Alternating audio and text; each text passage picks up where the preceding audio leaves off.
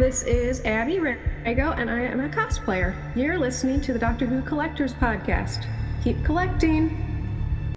They all say, who is Doctor Who? Where is he from? What does he do? They wonder who is Doctor Who? So I ask you, who's Doctor Who? Welcome back to the Doctor Who Collectors Podcast, the podcast that explores the dressed-up world of Doctor Who collecting, the collectors, all kinds of Doctor Who merchandise, and sometimes Doctor Who or Doctor Who related. It's a great place to talk about it. Brought to you in part by Forbidden Planet and Bags Unlimited Incorporated. I am Larry Van Mersbergen, your wonderful host, and I've been a collector now for 42 years. Welcome to our 68th episode, celebrating the 60th anniversary of Doctor Who this year. And I opened one of the first Doctor Who stores back in Chicago that exclusively served the Doctor Who fans. I called it Bundles from Britain. That's where I left it. After I sold the business to my business partner, I went to college, I got my degree, I went on with life. Fast forward, 2015, I think it was, maybe 2014. I pick up a book called Red, White, and Who, the story of Doctor Who in America. History of everything that happened in the United States, very close anyway. And on page 384, I found Bundles from Britain listed amongst retailers. And that blew me away because I had no idea the book was being written. And I don't know, who submitted that or who found the information. But wow, part of history. Still humbling. And I thank the authors for that mention. You can find a link to get this book. It's a wonderful book. You need to read it cover to cover. And you can find it on the front page of our website at drwhocollectors.com. If you're not too thrilled with the Amazon price, you can get it from ATB Publishing. That's ATB, the three letters. If you do a Google quick search on that, you should find it pretty fast. They still have copies for sale there. We are part of the Direction Point Doctor Who Podcast Network, and you can find great podcasts about Doctor Who and other great things here at directionpoint.org. If you happen to be a host of a podcast and you'd like to be part of a great network, look no further. Go to directionpoint.org and click the join button and join the ranks of podcasters like the Time Streams podcast. I love that one. That's a good one with Nathan. And there, Police Box in a Junkyard with Eric and Assad and Matthew Kressel. The Doctor Who Target Book Club with our good friends Tony Witt, Alison Fitch Seyfried, and Dalton Hughes, and of course with lots of guests. So you also have Traveling the Vortex on there, which has been around for a long time, one of the top 10 podcasts in Doctor Who. So there you go.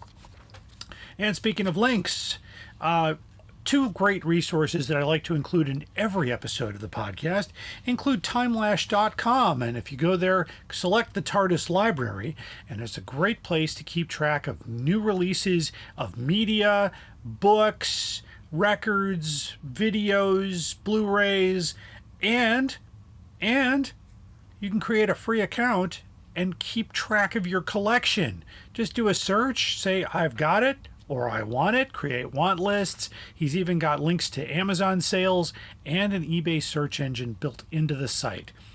Thanks to Mr. Dan O'Malley, he keeps this site running for free with ads running on the page. So please check it out.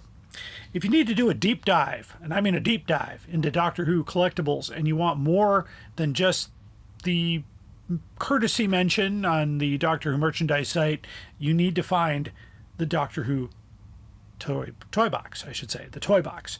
Howe's Transcendental Toy Box is what I'm talking about here. And you can find that at drwhotoybox.co.uk. And by How, of course, we mean David J. Howe. And he's a great friend and a great resource for all collectors. If you're looking to buy great Doctor Who items at great prices, look no further than typing into your search engine DoctorWhoStore.com. It's in the name. It's the Alien Entertainment, and they have what you need, currently running sales on many items. If you live in the Chicago or area or the western suburbs, you can save that shipping charge by selecting free pickup from the Lombard store location. You can browse while you're there, of course, browse the incredible selection of Doctor Who, Harry Potter. There's some Mickey Mouse Club plates in the display case. There's Star Trek. There's all kinds of stuff there. If you're into sci-fi or anything that's outside that world, you got to visit Alien Entertainment. They're open Wednesday through Saturday at the Lombard location. Also open in Logan Square. For information on location and hours, go to alienentertainment.com. You could also find great Doctor Who items at Forbidden Planet, one of our many sponsors. Just visit our website at drwhocollectors.com and select merchandise links. And don't forget our own eBay store. We've got Target books, hardcovers, and a lot of other miscellaneous goodies. We got CDs and videos and things like that. We're trying to just pay the bills here at the podcast. So those sales do benefit the podcast. Don't forget, you can find other great things at Who North America. Keith and Jenny, amazing people. They opened their store the same year as Bundles from Britain. And you can find them at www.whona.com or whona.com. And don't forget, last but not least, of course, our friends in London at the Who Shop in the UK. I remember I gave them a call to find out about an order, and the first thing I heard was, "We love your podcast." And I'm like, this is awesome. Thank you so much, and thank you to my friends at the Who Shop for listening. You can find them at thewhoshop.com. That's thewhoshopaltogether.com. Now, on our website, of course, in addition to all the podcasts, you might not find some of the early podcasts on your podcast provider because the provider can only hold so many, including Apple. It doesn't go all the way back. But if you want to go back to number 1, where I talk about the Dalek book, go to our website and you can listen to every podcast we post. In addition to that, we have the Complete Guide to Doctor Who Classic hardcover books. These are the books written starting in 1964 with the Muller editions, going into 74 and 73 with the White Lion and Alan Wingate's, all the way through the W.H. Allen editions, so that you have a complete guide to what you're looking for. Coming soon, Doctoberfest 2023 Collision. Very excited for this event. I'm going to be a guest there. In addition to myself, you can meet the great Sophie Aldred. You know, she played Ace on the program, both in the old and the new series. You know, I don't even like old and new series. She was Ace in Doctor Who, period. I look forward to that collision there. Also, join my friend This Pagan with his props, autographs, and his presentation on toys. You'll also see my presentation on 60 for 60, 60 items for 60 years. Challenge accepted and met. I have an item from each year of the series from 63 to the present day. I don't know many collectors that can say that. Maybe they can, but I'm saying it. There you go. You can see most of my Who room up close in the dedicated room, and that's Saturday, October 21st. Enjoy this wonderful festival sponsored by Who North America at the Courtyard by Marriott, Indianapolis, Plainfield. Say hello when you get there. Tickets are on sale right now. You can find them on the Doctoberfest Collision Facebook page, or if you go to whona.com and select Doctoberfest. We have special tickets for the brunch and dinner with Sophie. Limited tickets available, so get those while you can. Limited seating for the Sophie panels, so get there soon. All right, next on the list here, Chicago TARDIS 2023, set for next November, Thanksgiving weekend. Join us for the 60th anniversary celebration for the best convention in the Midwest. For more information and specifics, go to chicagotardis.com. So we have an updated guest list here. So far, we've got the usual suspects here. We've got Jason Haig-Ellery, our friend from Big Finish, the CEO, as a matter of fact. Fraser Hines comes with your ticket to almost every show, so I'm waiting to see if he's going to show up at Doctoberfest. Maybe not. We have Michael Troughton, of course, scheduled from last year and back this time. We have 3 doctors. Count them, 3. We've got Peter Davison, Colin Baker, and Sylvester McCoy. So that'll be exciting. We've got Stacy Smith and Jonathan Carley, who plays the War Doctor for Big Finish. So that's the updated list. There you go. Hotel reservations are live right now, so you don't want to miss this year's convention, chicagotardis.com. Later, you'll get one day passes will be for sale, but you can get a full weekend for either a reserved or priority membership. And depending on the membership, that means what place in line are you for the autographs or the photographs or the seating in the main hall. You do get an assigned seat in the main hall, and so the more you put into the convention, the closer up you get. I've been sitting in the front row for several years now. It's a great thing. What else here? We got Twin Cities Console Room in 2024. I am tentative for that. We'll let you know more as I get there. And don't forget about Gallifrey 1 in 2024. Watch this space for more information on that. What's new in the collection? Well, a few things. If you've been following the Instagram feed, and by the way, you can follow us on Instagram at Doctor Who Collectors Podcast. We've picked up about 5 followers per week, which is really exciting. I have a record here from 1967 called The Big Top, and it might not mean anything to you, but it is a record of stock music. That means music that was written for television programs. And one of the tracks was used in Terror of the Autons in the circus scene, and many of the other tracks were used in Monty Python. So not a very easy record to come by, but also Doctor Who related. The show is not mentioned on the record at all, but we have the information via IMDb, and also I checked it with the actual episode. The music is there. So that is very cool. I have a copy of Damaged Goods from the New Adventure series that's in pretty good shape, so that goes in there. That's one of the later ones.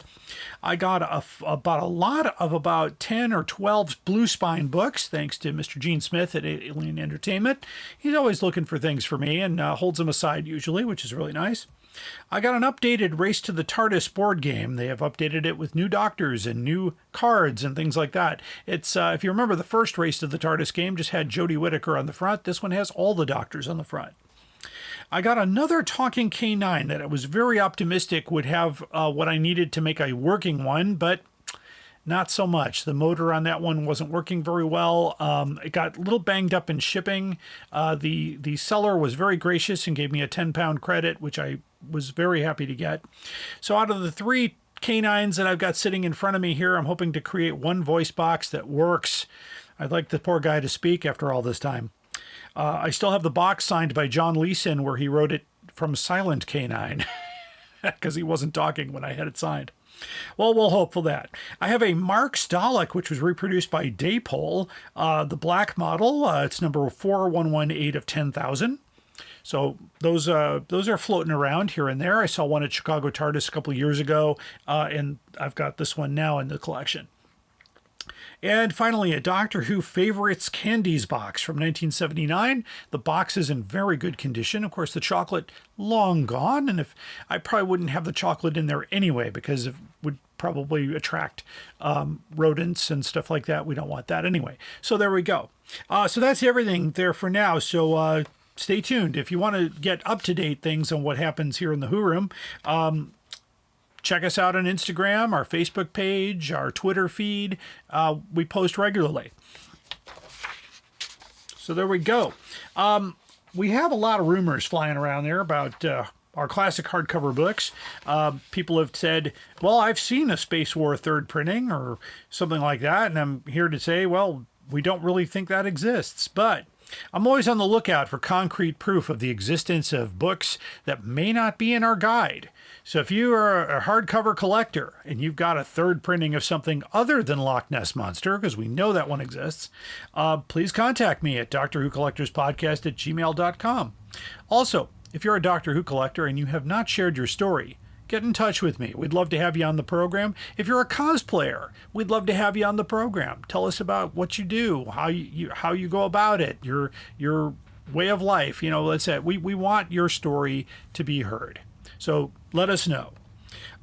Coming up on future shows, we've got a couple of shows here in the works here.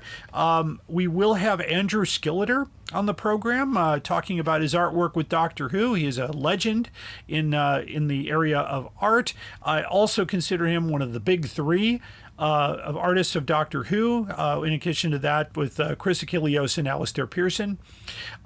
We've invited Alistair Pearson to be on the program. He has respectfully turned us down. But that's okay. We invited him to Chicago TARDIS a few years ago, and he also respectfully turned them down, so I don't feel so bad. Anyway, we'll have Andrew on the program talking about, of course, his new project, Illuminart, and Illuminart Gold. And if you go for the gold edition, you get a specially drawn print just for you. That's pretty cool. I've got John Pertwee in mind. So there we go. On today's show, I got a great conversation with a wonderful young lady named Abbi Rago, who's a cosplayer. She did an amazing Dalek dress costume at the last Chicago TARDIS. She is actually, spoke to her a little while ago. She's off dressed as Barbie for the opening of the Barbie film. She does this quite a bit, and so we talked to her and get her story, so stay tuned for that. If you want to know where we fit in the world of Doctor Who podcasts, FeedSpot, great place to find podcasts, has the top 90 Doctor Who podcasts ranked and reviewed. We appear as number 36 of the top 90, which is really nice. In fact, we moved up one spot from last time. So that's a great thing. Thank you so much for your support. I want to thank our patrons, of course, too. If you want to see exclusive material, that means our special video content, our video shows, the video interviews that we do. Because if you want to see Mrs. Rago in her Ingrid Oliver Osgood costume, which she does with the interview today, you'll have to go to Patreon and give us at least a $15 subscription or more. You can go higher if you want. And to find that, go to patreon.com/Doctor Who Collectors Podcast, all one word, or you can just do a search there for us at Patreon. You can also support us at Podbean. Podbean is our newest provider. They are the main provider now for our podcasts. We had trouble getting our podcast onto Apple recently, and so we fired our old provider, and we've now got Podbean doing the work for us. And they're doing a great job. In fact, it appears faster now that we've got this going. So there you go. You can find us there at Podbean, I believe. Just go to Podbean and search for Doctor Who Collectors Podcast. You'll find us there. Our theme song is Who's Doctor Who, composed by Barry Mason and Les Reed, performed by Fraser Hines. You can hear this podcast almost anywhere you get your podcasts, including Apple Podcasts, Pandora, iHeartRadio, and Podbean. You can also find this wherever you get your podcasts, except for Spotify. We are a Direction Point Network podcast. All right, time for my time. All right, so here's my thoughts. I'm a little bit worried about convention guest announcements being spread out too thin. I'm hoping that the 60th anniversary conventions would have bigger names and, more people that would basically drop everything and sign up to go. And it's been kind of lackluster lately. So I'm hoping, I'm excited about Oktoberfest. I'm excited about Chicago TARDIS, but I'm hoping that things pick up a little bit with that. That's just my own thoughts there. I've been getting a lot of complaints about my comments about pricing and collectibles. And I just want to point out that I was a Doctor Who dealer before many of those people were even born. I hate to say that. I'm old. I had a store in 84. I was pricing Doctor Who collectibles back in the 80s. I have a very good sense of what that stuff means and what it goes for. And, I do turn down offers. When I'm looking at a book, I'm thinking this is my limit. I found it to be this much. This is what based on my research, and then I'll get something that says, nah, it's worth more. I'm like, no, it isn't. No, it didn't. That's just my thought there. I'm also a little bit perturbed about the announcement of the 14th Doctor's sonic screwdriver from Character Options, or whatever they're called now. And, I did manage to get 2 of them ordered. An hour later, they were completely sold out. And 1 hour after that, there's about 18 eBay posts at twice the price or more. So shame on you for doing that, for taking those wonderful Doctor Who collectibles away from genuine Doctor Who fans who wanted to pay the £29.99 price, and now you got to make them pay $149.99 price because you decided to cheat them and price gouge. I just do not have any tolerance for that. So if you're a listener and you're doing that, shame on you. Maybe cancel your order so somebody else can buy it. That's crazy. We get 2 in the podcast here. You might be saying, well, you're getting 2. Well, I get 2 because I keep one that's sealed in the package. One I want to have out so I can demonstrate it. You know? I mean, once it's out of the box, you can't reseal it. And that's it. I am not here to make a profit, guys. I'm a collector. You know, and people know. There are people out there that will sell to me knowing that I'm not going to turn it around and put it on eBay. Now, I do have an eBay store, but if you go to my eBay store, you'll see Target books. I buy books in bulk. I like 50 books, 100 books, 200 books. And a lot of those are duplicates of what I already have. I'll probably replace something if it's in better quality, and I'll put the old one up for sale, and we use that money to pay for the podcast. That's perfectly legitimate. We're not price gouging. In fact, our prices are very reasonable. I mean, we just sold a Face of Evil hardcover for $45. There's another guy selling it for 148 pounds. So, I mean, you tell me, is that right? The Tom Baker vinyl collection, I tried to get that. That's also gone. And that's also on eBay now for a lot of money. So, shame on you. All right. Well, that's my time for today. So, thank you for listening. After the break, we will have our main story and the most outrageous offer. Stay tuned. Are you ready to travel through time with us? Then check out Traveling the Vortex, a Doctor Who podcast. For nearly 7 years and more than 500 episodes, we've traveled from one end of the vortex to the other, making different stops with different doctors, reviewing everything from TV stories to audio plays, from books to comics, and more. Sean, Keith, and Glenn take you on a journey through 50-plus years of Doctor Who episodes and spin-off materials. You can find us wherever you get your podcasts, so be sure to check us out. And now, we're a proud member of Direction Point, a Doctor Who podcast network. You're listening to the Doctor Who Collectors Podcast. Keep collecting. Hi, I'm Juliet. And I'm Nathan. Experience Doctor Who from the very beginning through a classic fan's eyes. And through the eyes of a new Who fan. Reminisce and relive those classic moments with Nathan as he offers fun insight. Or experience them for the first time with Juliet as she dwells on social issues, history, fashion, and the size of a flashlight. We're the Time Streams podcast. Find us on Spotify, Stitcher, or Apple Podcasts. You're listening to the Doctor Who Collectors Podcast. Keep collecting.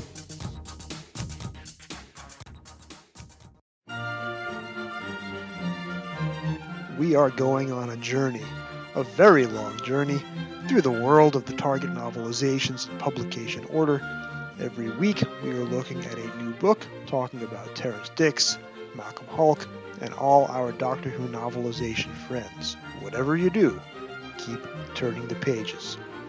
This is Jason Miller of the Doctor Who Literature Podcast, a member of the Direction Point Podcast Network, and you are listening to the Doctor Who Collectors Podcast. Keep collecting. Up there is the scanner, those are the doors, that is a chair with a panda on it. Sheer poetry, dear boy. And now it's time for the main story on the Doctor Who Collectors Podcast. As I've talked about before, the world of cosplaying, which has been around for more than 40 years in the worlds of science fiction, Doctor Who, Star Trek, and other areas of science fiction. It's part of the collecting world as costumers hunt for the perfect accessories or cloth or fabric. It's in the same way that collectors look for their precious items. So I tried an experiment myself.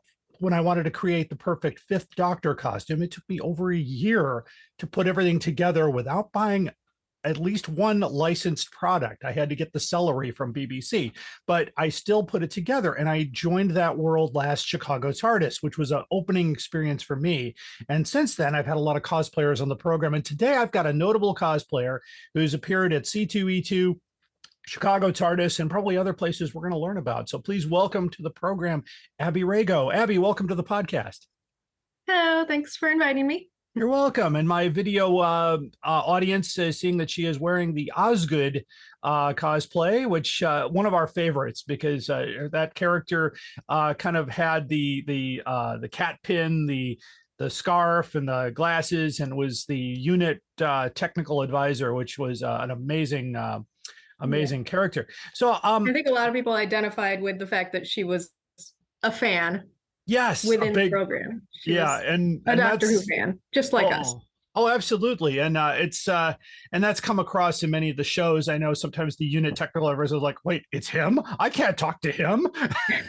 I've heard I about borrowed him. my cat's inhaler. Yes, there you, oh yes. That's awesome. So let me start by asking, how long have you been cosplaying? That is a good question. I think I just kind of grew up loving costumes. I would say like I would go back to like my first real costume would be like my Halloween costume in 6th grade. My mom and I made an Arwen gown, like sewed it.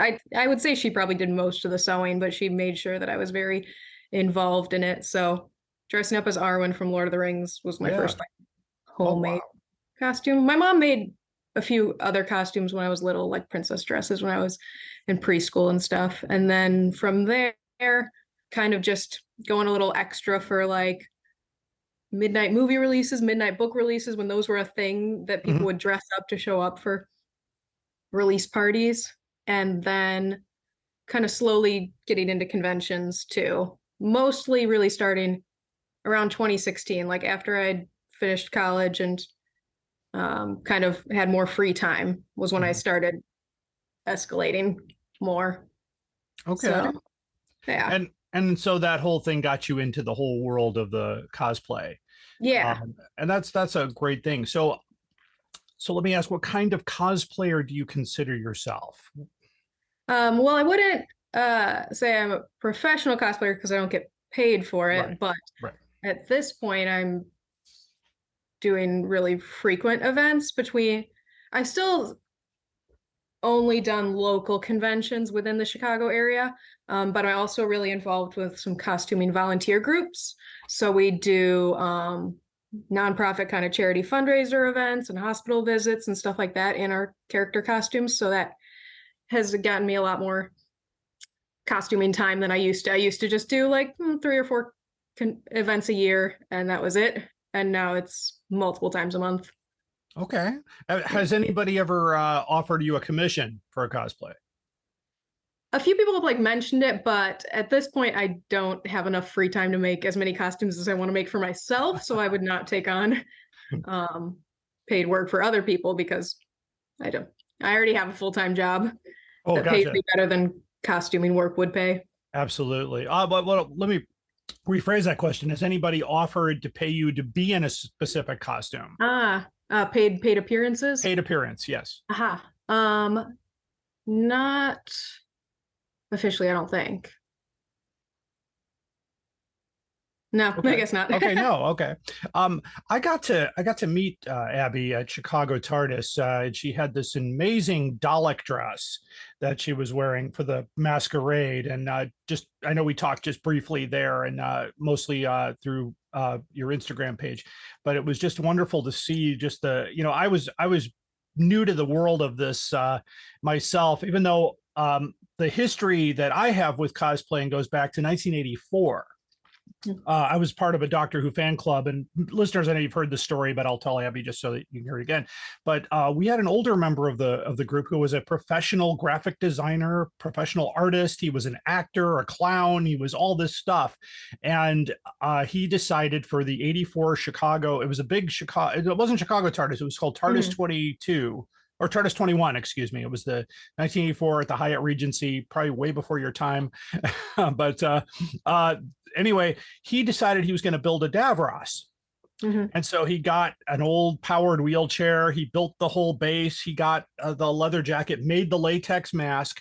And I remember wheeling him into the hotel. And at one point, he got the attention of a photographer who took his picture. We didn't think anything of it. And then a few months later, Doctor Who magazine came out with a big spread of the Chicago convention. And the first picture was Bill in his Davros. And that was the first time. And people have, when I posted that picture on our webpage and whatnot, people said, yeah, I remember seeing him there. That was amazing. It was like the best costume ever.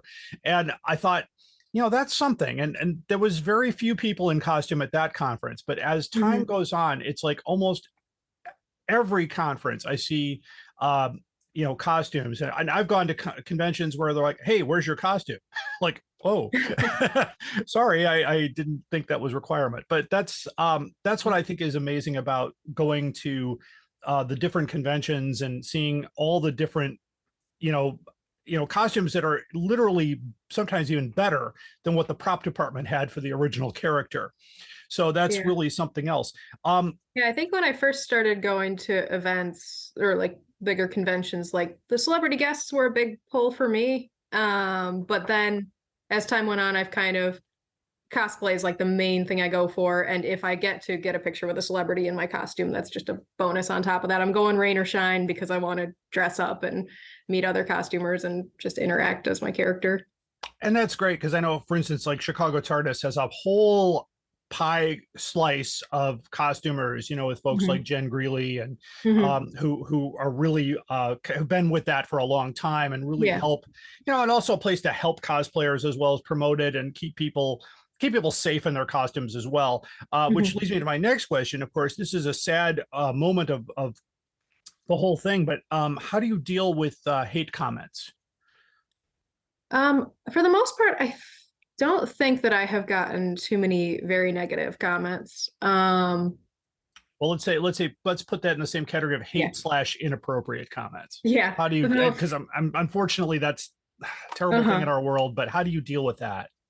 Yeah, I think I've kind of laughed off some of them. Like my Dalek Bell dress, I like took a little video at Chicago TARDIS that was like the first thing that I would say has gone viral for me, like over 1 million views on Mhm. Instagram and TikTok. And for the most part, there's just people making comments like that don't know what a Dalek is. They're like, "You look like a poop emoji." That was the most thing I've gotten a lot, is that just the brown shape of the Yeah. dress. People Yeah. say I look like a poop dress, even though they're usually quite complimentary. So I don't think I've gotten like really direct attacks on my appearance, or I guess there's a bit of privilege in the cosplay world if you Of course. are pretty, conventionally pretty, that Yes. other people deal with more attacks on their appearance that I haven't had to. So I know that that's a privilege, and I'm lucky that I haven't been subjected to that. But yeah, some people just make comments like, "Why are you holding a toilet plunger?" Or like, "This is so weird." Or, nerds out there, they'll do anything, make anything a costume. I wear my nerd badge proudly, and I Yeah. have for many years. I mean, yeah, I'll be honest, and my listeners know this too. When I was younger, I was picked on mercilessly for Mhm. my Doctor Who fandom. I've been watching the show since 1975. Mhm. And I'm well into my 50s now, so I've been doing this a long time, and I found that I've actually thrived with this more than the people that were attacking Yeah. or are Yeah. hating. That's kind of moved on from the era of where nerdiness was something to be made fun of, like, left that behind with high school. I Exactly. found people that enjoy this, and I don't need people that don't. Sure.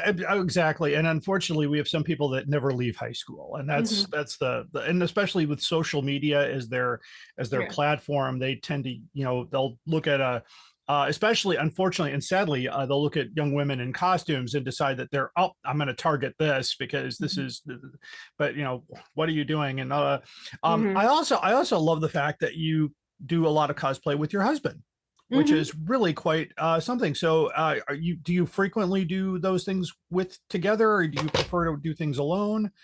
Yeah, usually when we start on a costume project, we kind of plan it as a couple. Hmm. In this case with the Dalek Bell, the vision was also the Cyberman Beast, which we made for Yes. C2E2. I just didn't have time to finish it for Chicago TARDIS. So in that case, he just accompanied me as my assistant, as my handler, at Chicago TARDIS. But usually we do, when we pick out a costume, we try to pick a pair. Because it's just, yeah, it's more fun to be out together, and Oh yeah. you get more recognized more, you know um if one of your costumes is more impressive than the other, it makes up for Oh, absolutely. Yeah, because I know sometimes I've had a few costume players on the program, and you probably know Katie Haynes the most, Mhm. as far as her 13 is actually pretty amazing.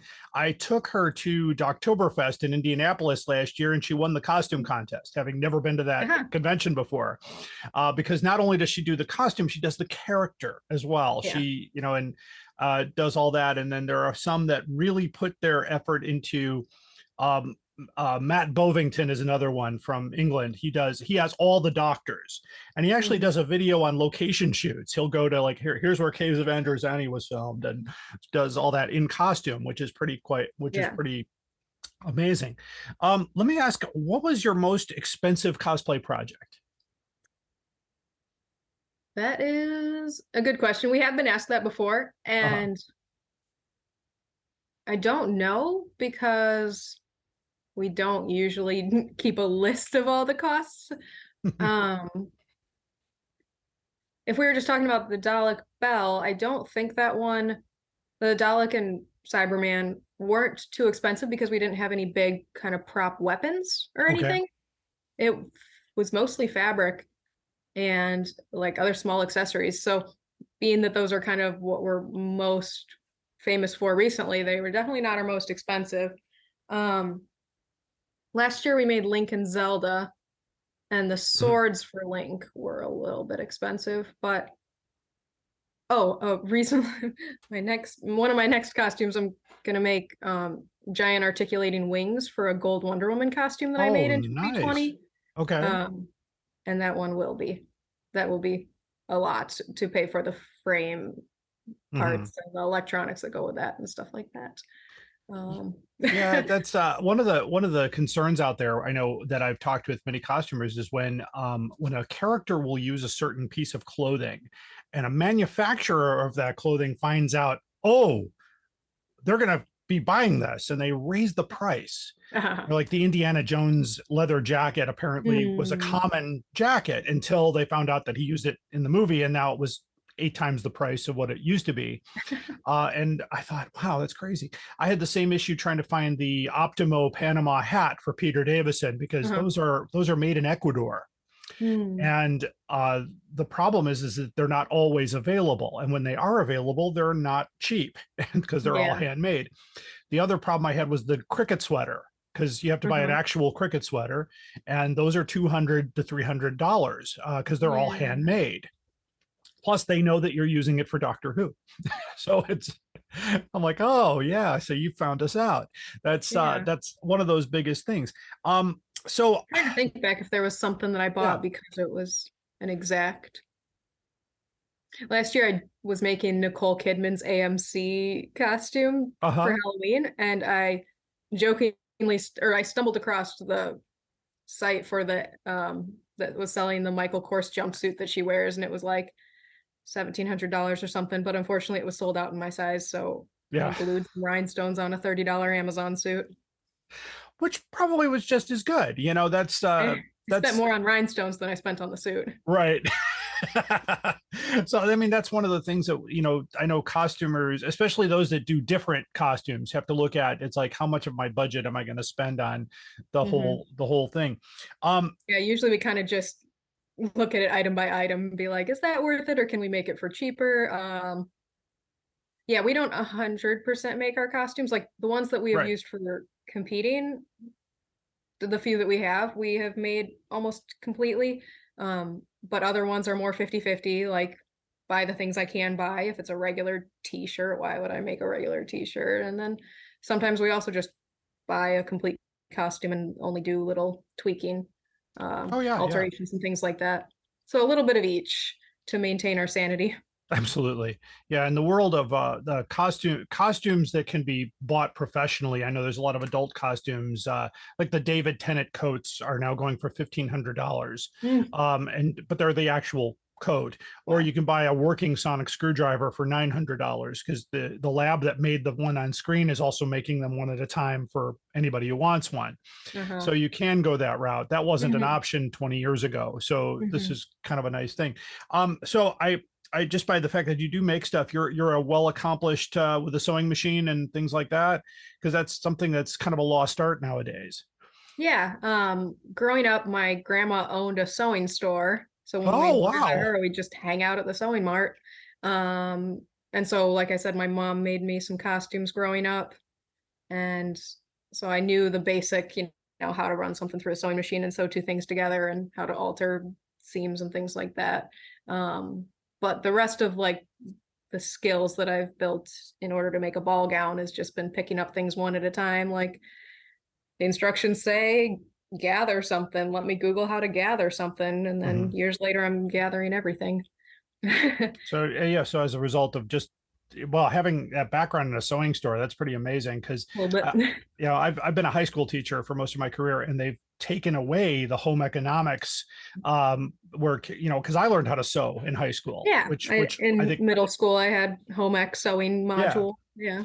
it's kind of disappearing, and that's kind of impacting kids that when I get emails about my cosplaying shows, and I say do you have any advice for how to learn this stuff, and I always say, well, YouTube is my go-to if I need to fix something and do things like that. It sounds like you picked up a few things on your own and you've become well established.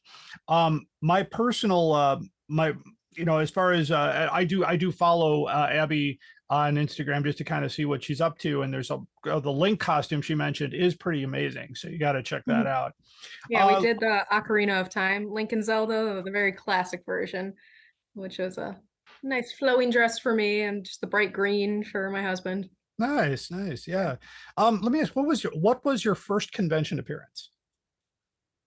Like the first convention I went to in cosplay? Yeah. Yeah.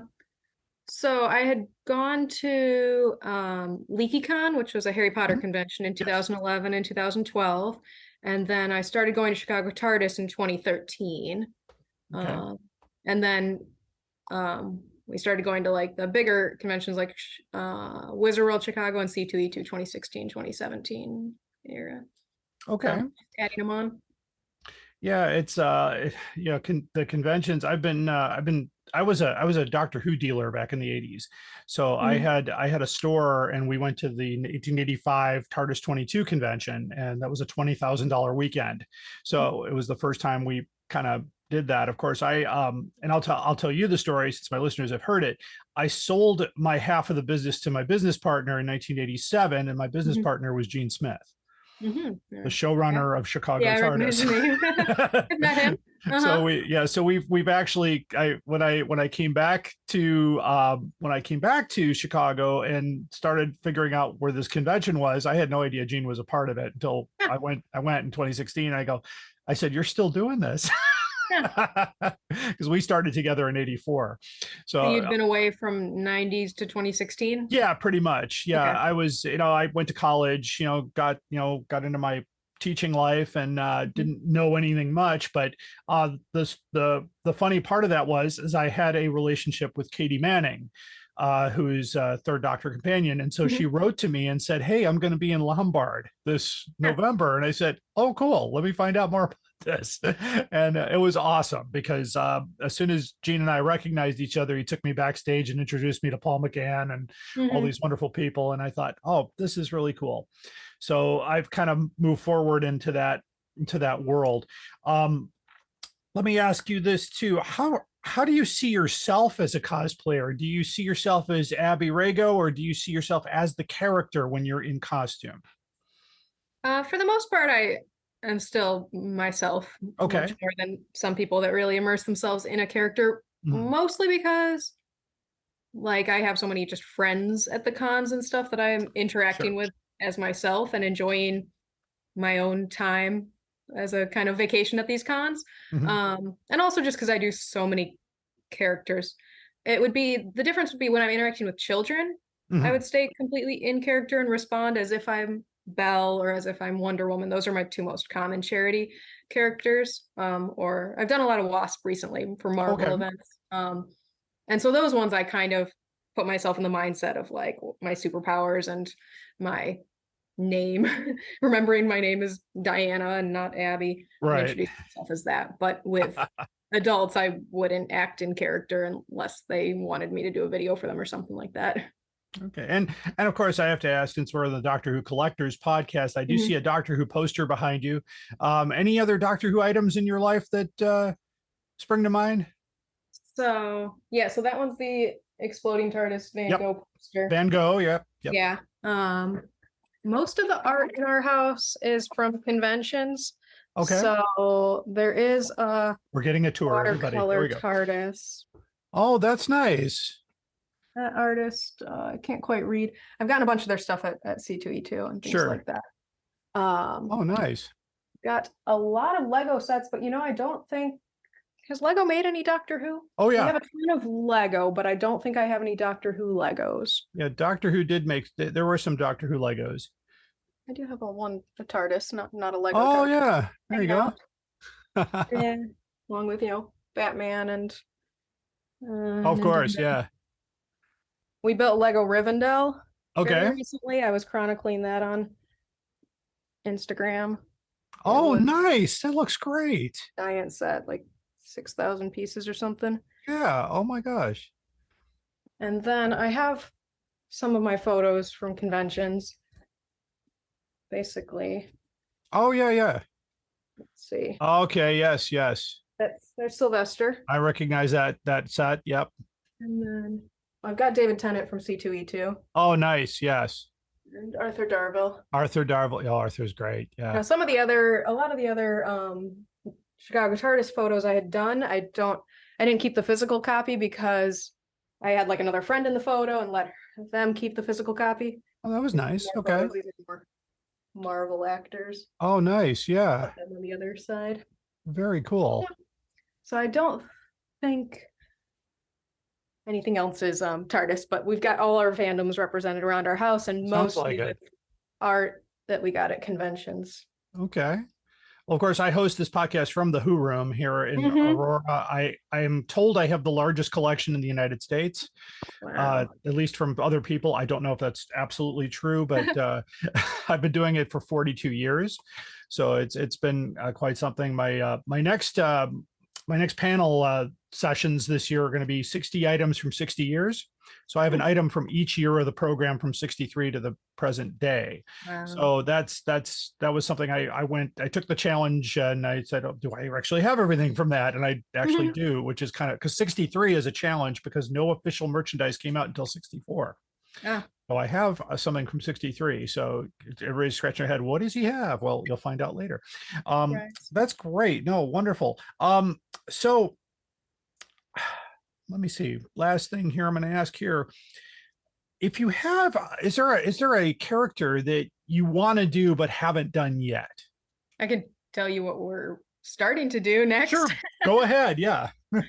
Our plans for the fall is to make Dune still suits. I'm a big fan of Dune, and with the new movie coming out, we're gonna make still suits, and I'm very excited about that project.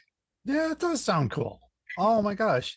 And of course, listeners, just one the thing too, if you're thinking about getting into cosplay, do you have any advice for young people who want to start cosplaying, what the easy route would be or what they would need to do? I mean, I think you can definitely start anywhere, and for me it was definitely with putting together costumes from things I bought. So like just searching the internet or searching thrift stores for the closest match to something, and then like the combination of the accessories or the right t-shirt that somebody wears can make the character come to life without having to craft something. And then maybe you do make one part of it, a prop or an accessory like that, is much less intimidating than looking at a whole project to make. And then you get a little more instant gratification if you do smaller projects first and show them off and get the reward for showing up and bringing that character to life. And I would also recommend picking a character you're passionate about. It's so much more fun to like work on something, to bring something to life that you love. Oh yeah, I agree. I that's why I did the Fifth Doctor, because back in the 80s, my little fan club was going to do a movie. And because well, you have to imagine this because I'm much older now, but I used to have blonde hair. And so they said, oh, you look like the Fifth Doctor. I said, okay. So we didn't, of course, have a costume or anything, but now I thought I need to put that costume together. And it took a little over a year. And of course, the striped pants turned out to be a bedsheet pattern. And somebody found that in England and was able to make pants out of it. And I thought, Wow, that's amazing. And of Mhm. course the shirt with the question marks and all that, and trying to find somebody who would do that with the red lining on the shirt, and it's all quite exciting. If you're passionate about it, you'll embrace Yeah. it, and you'll put whatever your efforts and financial resources to work on that. So Yeah. what But you what an definitely don't amazing have to thing. make your first costume. Some people are, feel like all that they see coming out of these conventions in terms of the photos that make headlines are the biggest and most homemade costumes, or the most expensive. And you don't have to start there. My first Chicago TARDIS, I think I only found out about it a few weeks beforehand, and Mhm. I had a Ninth Doctor costume that was a leather jacket I borrowed from my roommate, a purple T-shirt that I'd had for years, and black pants, black jeans that I wore Perfect. regularly. Yeah, Um, no, that would have been perfect. yeah, and That's it was yeah. also the week after the 50th episode, and Clara wore a red dress with a black jacket, and I had a red dress with a black jacket, and I had Clara length hair. There you go. Yes, So, I do notice for some of your cosplays, you change your hair color as yeah, when yeah. I first started, I always stuck with brunette characters Mhm. and kept my hair moderate length. But once I ventured into wigs, it's a lot more freedom. I was just scared of it for a long time because all I pictured was bad wigs. But once I started wearing wigs, then I was able to do whatever I wanted with my hair. That's a But for a pretty long good. time, I picked characters that looked like me, which is a Right. way to make Sure. cosplay easier. If you already look like them, then you don't have to put in as much effort into the details of the costume while still getting recognized. Oh Nothing yeah. against putting in a ton of effort. I do put in a lot of effort now, but when I started, like, Right. I could get away with simpler versions of the costume by looking like the character, or at least carrying their notable props and stuff like that. And I was just thinking in the back of my head of Katie Haynes. She actually looks like Jodie Whittaker without her Mhm. costume, and so I thought, oh wow, yeah, that was a perfect choice for her. And of Yeah. course, she started studying the northern accent to go with it, and I thought, She's wow, very committed. that's fully embracing that. Amazing. Uh-huh. Well, thank you. By the way, and of course, my guest is Abbi Rago. So tell our listeners where they can find you and follow you. Yeah, so my tag on Instagram and TikTok is the same. It's That's So Rago, all one word. So THATSSORAGO. At some point I was like, maybe I shouldn't have my last name on the public internet, but hey, it's my tag and I don't want to change it. So See, that's interesting because I always thought it was like Italian. That's Sarago. yeah, Razzarago. you could kind of say it like that. That had been just like a kind of funny, joking hashtag that one of my friends had made when I got married. She was like, "That's so Rago," like that's so Raven. Yeah, that's amazing. And of Stuck. course, on our website, on this podcast link, all of her socials will be there, and Mhm. you can follow her there. And if, of course, you have any questions about cosplaying, I'm more than happy to forward those over, and we can answer those here. But you can follow Abbi on, I know, Instagram and TikTok, and all those, Yeah. and all the other socials we'll have listed. Abbi, Mhm. thank you so much for being on the podcast. Thanks for inviting me. It's fun to talk about it. I just love cosplay right now, so it's my cosplay addiction has escalated a lot in the last few years, so I'm very excited about it. And nothing wrong with that. Thank you so much. Listeners, stay tuned for the most outrageous offer. Hello, fellow time travelers, and welcome to the Doctor Who Target Book Club podcast, the only podcast to discuss, in story order, all the Doctor Who novelizations. My name is Tony Whitt, and every 2 weeks or so, I'm joined by a 2 to 3 person discussion panel, including our so-called expert who's been a Who fan since 1979. That would be me.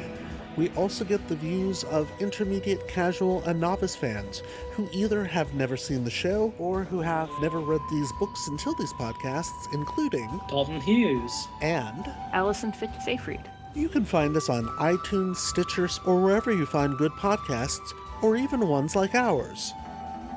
You're listening to the Doctor Who Collectors Podcast on the Direction Point Podcast Network. Keep collecting. Hi, I'm Rupert Booth. I am known as Paul Ferry. And my name is Barry Williams. Together, we host Time Ram. Time Ram's a cruel mistress. It's a random number generator. That also. We roll a number from 1 to 30, and that's our doctor. Then 1 to 300 for the story, and then we ram them together. Even if it doesn't make sense. cruel, I tell you. Time Round, putting the wrong doctors in the wrong stories, so you don't have to. You're listening to the Doctor Who Collectors Podcast. You are invited on an adventure across all of time and space, in a completely random order. It's the Police Box in the Junkyard podcast. Jump in the TARDIS with your hosts, Eric Gulbranson, Asad Kheshki, and Matthew Kressel. Explore Doctor Who TV stories, audio adventures, and books, both novels and non-fiction. The Police Box in the Junkyard podcast. It's the entire Whoniverse on shuffle. The Police Box in the Junkyard podcast is a member of the Direction Point Network and is available about once a month wherever you find your podcasts. You are listening to the Doctor Who Collectors Podcast. Keep collecting.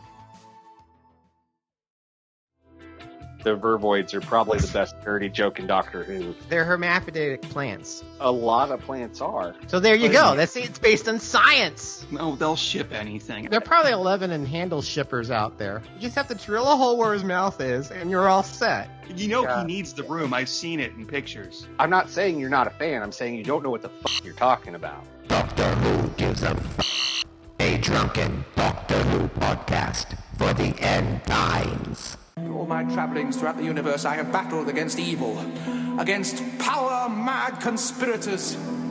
I should have stayed here. The oldest civilization. Decadent, degenerate, and rotten to the core. Power-mad conspirators, Daleks, Sontarans, Cybermen. They're still in the nursery compared to us. 10 million years of absolute power. That's what it takes to be really corrupt. And now it's time for the most outrageous offer. The most outrageous offer, of course, is a Doctor Who or Doctor Who related item that is priced way above what it can be obtained for or what is reasonably considered priced. So today we've got a book published by Big Finish in 2004, which, by the way, those books are pretty hard to come by nowadays because Big Finish got out of the book business a while back. They did a bunch of books on Bernie Summerfield and things like that, and there were some novels that were published in short trips and things like that. Well, this book is a short trips book that's being sold here. It's the Short Trips Monsters, a short story anthology, and it was edited by Ian Farrington. So we've got that here. It's in good condition. It's a hardcover book. And it's actually from, which is really interesting here, it's from Montgomery, Illinois. And I'm trying to think, that's not far from me here. Second Sale, Montgomery, Illinois. I live very close to that, so I may go check that out. Anyway, their asking price here is $3,518.36. for a copy of this book. And when I look at this book here, it doesn't say anything about being signed by anybody. It's not a rare book. It's not a proof. It's just the book. It's a little high. Well, did a quick shopping search for this. I came up with several eBay listings for this book at buy it now, $49.69. A little more reasonable. But here's what's interesting here. The seller that I found here on eBay is also from Montgomery, Illinois. So why are they asking $49.69 on eBay and $3,518.36 on A-Books? That's an interesting little twist there. I think it's the same seller. Maybe I just got a little too excited about that. But anyway, I'm going to do some more research on this, and I'll do some follow-up later. See if this book is really... maybe it was supposed to be $35.18 on here, but no, it's $3,000. These links, of course, will be posted on the site, and I will do my best to do a screenshot of each one so that you know exactly what it looked like, so that I'm not just saying, hey, well, I couldn't find that after you said it. Well, I'm going to try to make sure that we've got that. So Short Trips Monsters, you can find the book for about $50 or less. Don't pay $3,518, but it probably is the same seller, so good luck. Anyway, if you find a Doctor Who item out there that is crazy priced, let me know. Doctor Who Collectors Podcast at gmail.com with most outrageous offer in the subject line. we most likely will do our research and we'll read it out loud. If you don't want to be named, you do not have to be named. This one was sent to me anonymously, which is fine if you want to do that. So there we go. That's our most outrageous offer for today. And that wraps up the Doctor Who Collectors podcast. I want to personally thank Abbi Rago for being on the show today. She was wonderful. It was a great conversation. Be sure to follow her on Instagram. That's a Rago. And you can find that link on our website, of course. There you go. And I have no idea what's happening next, so you'll have to tune in to the Doctor Who Collectors podcast. And until then, keep collecting.